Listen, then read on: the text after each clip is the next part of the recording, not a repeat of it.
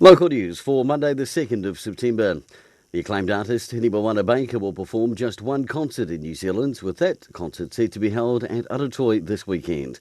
She's performed internationally since the 1990s and will perform at Aratoi's Wairarapa Museum of Art and History this Saturday night.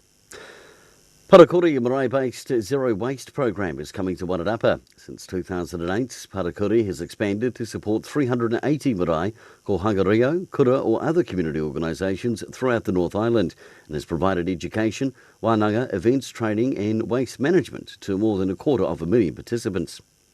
George Bunnett has finished third in the 2019 Bayer Young Viticulturalist of the Year, and a car accident closed the southbound lane on the Rick Featherston side of the Rumataka Hill yesterday. The one lane was closed for about 40 minutes. And in sport, Harcourts are the 2019 netball champions, beating Wairarapa College 41-37 in the Premier final on Saturday. Harcourts Elite also won the Premier Reserve final.